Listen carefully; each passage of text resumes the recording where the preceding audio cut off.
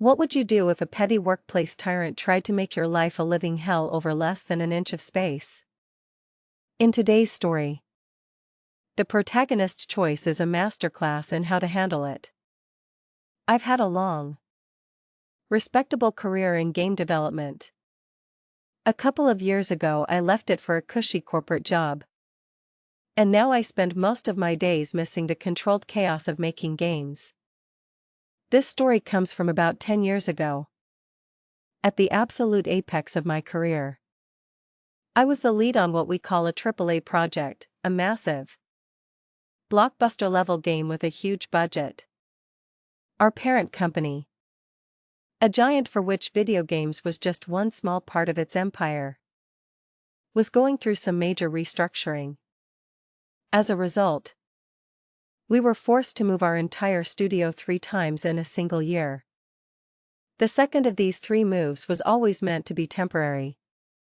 It landed us in the basement of an older building, a space long occupied by various satellite departments that had nothing to do with game development. The specific section of the basement we were given had been sitting empty for years, except for one lone office at the very end of it all. To get there, you had to enter through a dimly lit staircase, then navigate a winding maze of horror movie-like corridors and small, interconnected rooms. When you finally arrived at the farthest room of all, you'd find a door with a polished golden plaque. It read, Trademark Compliance Department. It was strange.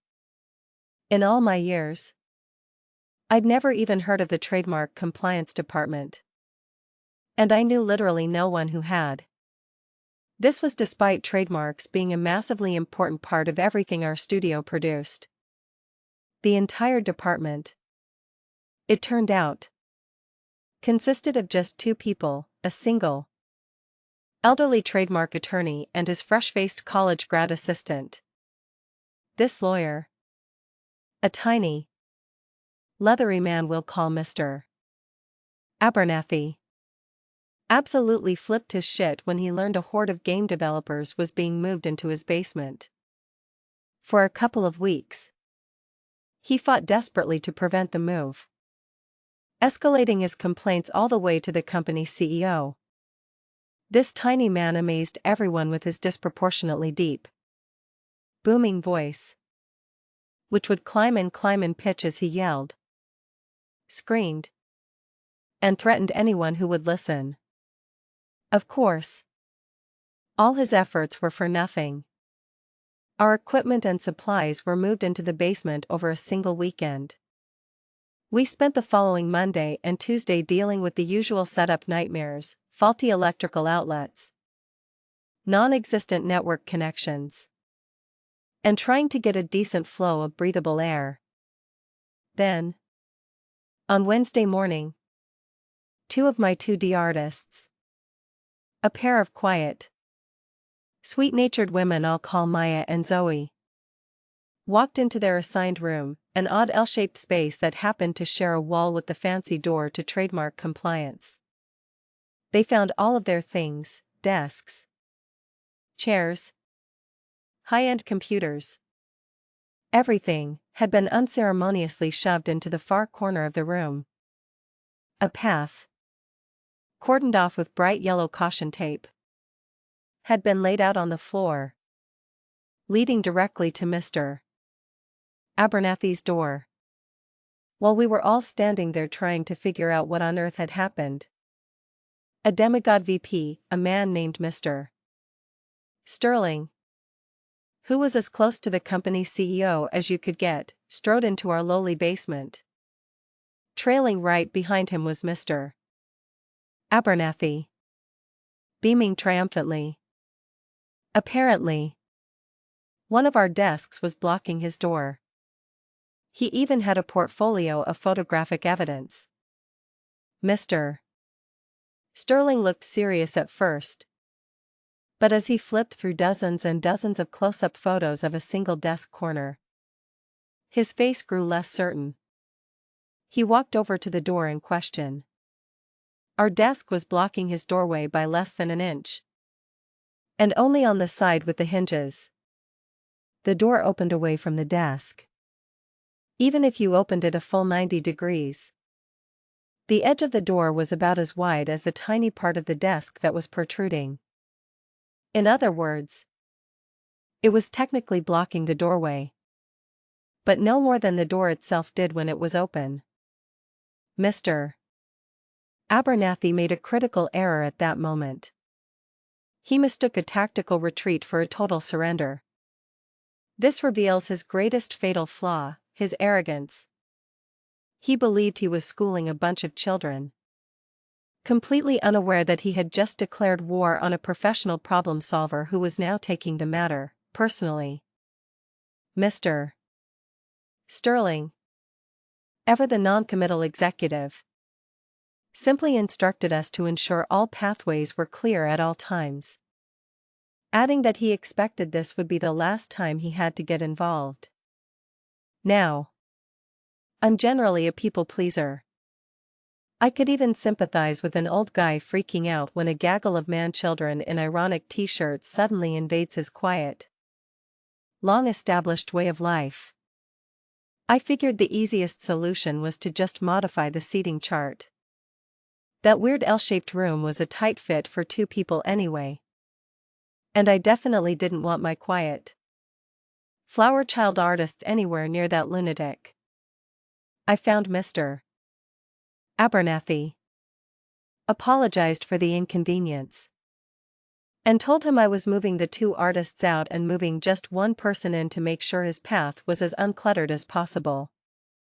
I was even considering putting a milder team member in there, just in case the lawyer turned out to be a decent guy beneath all the bluster.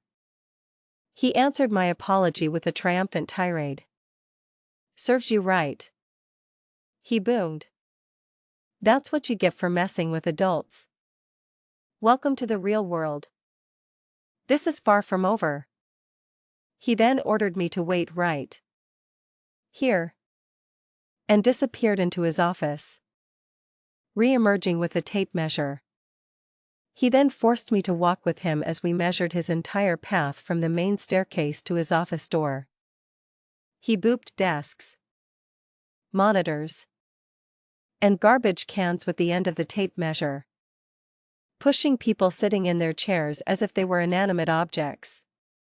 He got down on his hands and knees and used a piece of chalk to draw a no man's land on the floor, a sacred path that no one was ever allowed to block, or he'd have everyone's jobs. Once all the lines were drawn and the lawyer retreated back into his fortress of smugness, I knew my initial plan was changing. My slightly unhinged physics programmer, a guy named Kenji with his anime posters and the loud, incessant clatter of his mechanical keyboard, would not be moving into that room after all. My revenge was going to be professional. Mr. Abernathy was completely unaware that his own petty victory had sealed his fate. By demanding a dedicated, single-occupant room right next to his own, he had, with his own hands, built the very instrument of his own sonic torture. You see, the issue of sound had been discussed more than any other topic when we planned this temporary move.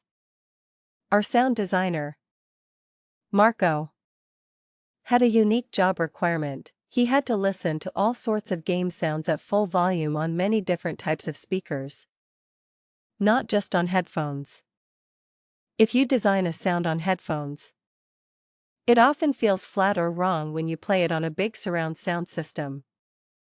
In our old office, we had a professionally soundproofed room for him. And even then, it could be an unnerving experience. You couldn't hear the huge explosions, but you could feel them, a deep, inaudible earthquake that struck you with a primal sense of dread. We argued about this for weeks. I wanted a new soundproof room built. Management just wanted him to use headphones. Eventually, we reached a compromise. For the duration of our time in the basement, The whole team would just have to accept hearing screams and explosions on full-blast speakers. This decision had been made and approved by that same VP. Mr. Sterling. About a month before the whole walkway and chalk incident. You can probably see where I'm going with this. I made the chalk walkway semi-permanent with construction tape. Then I took pictures and sent a carefully worded update email to everyone involved, including Mr. Sterling and Mr. Abernathy. I reported that we pledged to keep all pathways clear at all times, and b.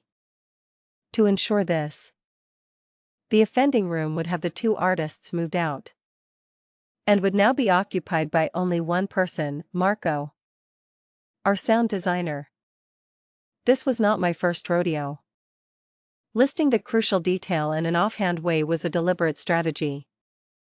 Mr. Sterling replied almost immediately, "Thank you. That's great." We moved Marco and all his equipment, his mixing boards, his studio monitors, his subwoofers, into the room next to the trademark compliance department. The next morning, the explosion started. A deep, resonant boom rocked the basement. Then it stopped. A moment of silence, followed by a high-pitched, blood-curdling scream from the speakers. Then, I heard footsteps. Rapid, frantic footsteps. Getting closer. My office door flew open and Mr. Abernathy ran in, his face purple with rage, screaming, "What the fuck?" He physically dragged me from my chair and across the street to the main building to confront Mr. Sterling. The VP wasn't there. The lawyer screamed, jumped up and down, and stomped his little feet on the floor. He left frantic voicemails and then retreated to his office to compose an email screed of epic proportions, with a CC list that probably went all the way up to President Obama and the Lord Commander of the Night's Watch. The battle had been fought with caution tape and shouting, but the war would be won with a carefully worded email. Mr. Abernathy put his faith in volume and outrage. I was about to demonstrate the quiet, devastating power of a paper trail. I calmly replied to his email chain, pointing out 3 simple facts. 1. The sound design issues had been extensively discussed and were approved as a necessary evil. 2. I had notified everyone, including him and the VP, before the fact that the sound designer was moving into that specific room. And 3. If I had to keep moving my team members around every single day to accommodate his whims, I wouldn't be able to hit my project milestones, which would cost the company millions. Mr. Sterling replied the next morning. His email was short and final: "He's right about milestones. Besides, it's temporary anyway." And so, for the next 7 months, the trademark compliance department was subjected to 8 hours a day of non-stop, high-volume explosions, gunfire, monster screams, guttural grunts, roaring engines, and an endless variety of wet, thudding noises. When our game was finally released, its sound design was singled out for praise in multiple major reviews. And in the final credits, I made sure to put Mr. Abernathy's name somewhere deep in the middle of the special thanks section. As one person who heard this story later commented, "That little detail was the perfect fucking cherry on top." People would speculate online for years about what AAA game it was. And while I'll never tell, I have to admit that some of their guesses were amusingly close. This story is a perfect lesson in why you shouldn't start a war over an inch of space you don't even need. Especially when your opponent has access to professional-grade sound equipment. What's the most creative, professional way you've ever seen someone handle a workplace tyrant?